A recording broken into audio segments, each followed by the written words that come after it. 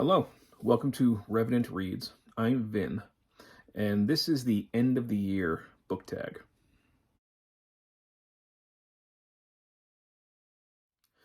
So this tag was created by Ariel Bissett. I haven't had a lot of time to film in the last couple of weeks. Been incredibly busy. I thought over the 4-day weekend that we had off for Thanksgiving, I would certainly get some time to make some videos, and that didn't turn out to be true. So I've kind of stolen a little bit of time here. The sun is already down. It's a Tuesday evening, so I'm sorry for, maybe some poor lighting in here. I'm just kind of stealing time whenever I can right now to make some videos. And I saw this tag making its rounds, and I thought this is a really quick one that I would be able to film. So without further ado, here it is. The first question prompt, I should say. Are there any books you started this year that you need to finish?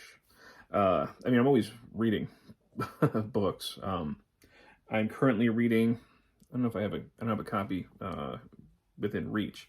I'm currently reading The Elegant Universe by Brian Greene, so that I can learn a little bit more about string theory, which I'm aware, was quite hyped maybe 2 decades ago and hasn't quite bore the fruit that I think a lot of people were expecting, but I didn't really understand it at all, so I picked up that book and started reading it as part of Nonfiction November in order to understand that. So I do have to finish that.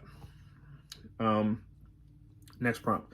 Do you have an autumnal book to transition into the end of the year? So of course this tag was, I think, originally released a couple years ago in, I think, September.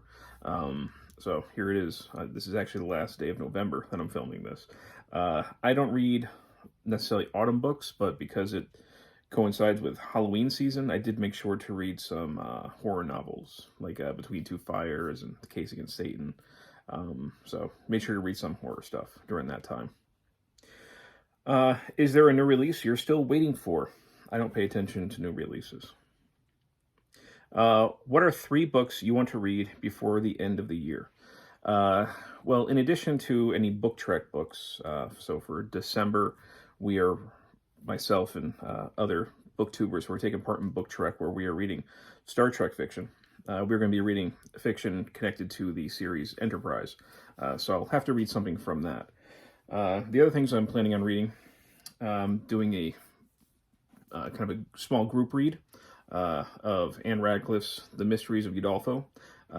Mark over at Book Time with Elvis and I are looking at 18th and 19th century Gothic literature. So probably maybe every other month or so, we're going to kind of trek through time and read Gothic stuff. We had read back in October Vathek, or Vatek, I'm not sure exactly how you pronounce it. Wasn't great. We're reading now The Mysteries of Udolpho, which I also don't expect to be great, but it is no doubt influential.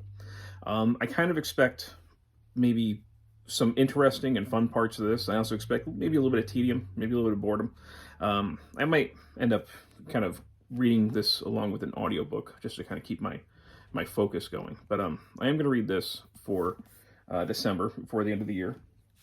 I also would like to try to fit in The Power of One, sorry for the glare, by Bryce Courtenay, a classic novel of South Africa. And this is kind of as a lead up to the Reading Africa 2022 BookTube Challenge that, again, Mark from Book Time with Elvis is actually hosting, where we are going to be watching the Africa Cup of Nations soccer tournament and reading books, literature, whatever it might be, attached to different countries within that tournament.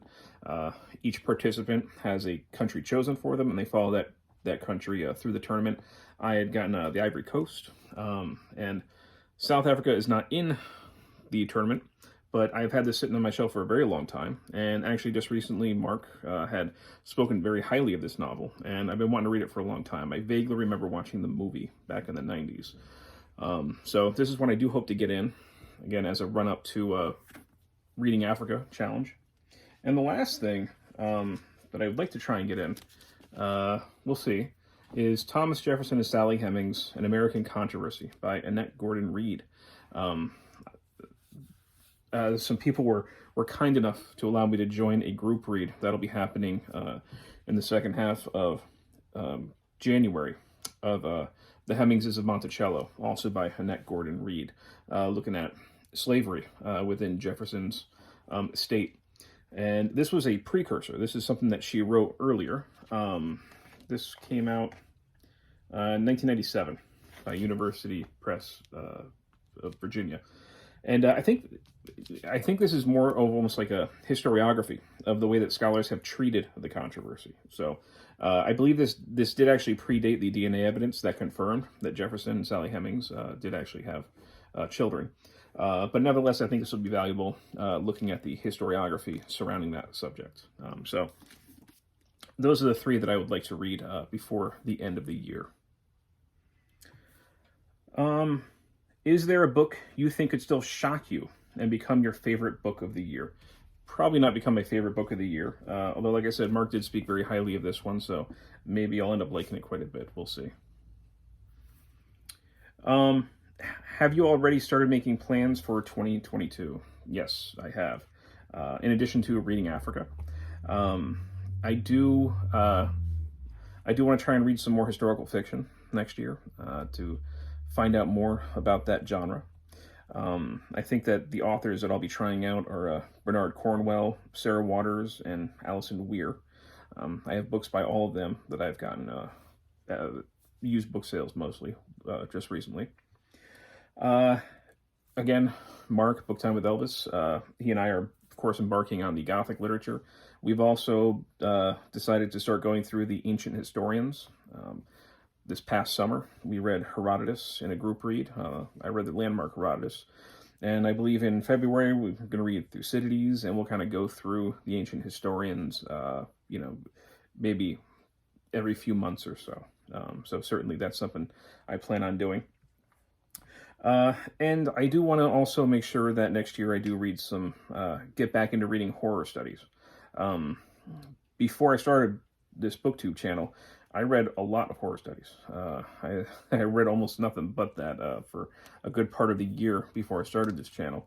But then when I started the channel, part of my goal in starting the channel was to diversify my reading and to find more things, to broaden my horizons. And I certainly think I did that this year, but towards the end of this year now, as it's winding down, I am finding that I'm missing, a lot of the things that I used to read a lot of. So I do want to get some more horror studies read next year.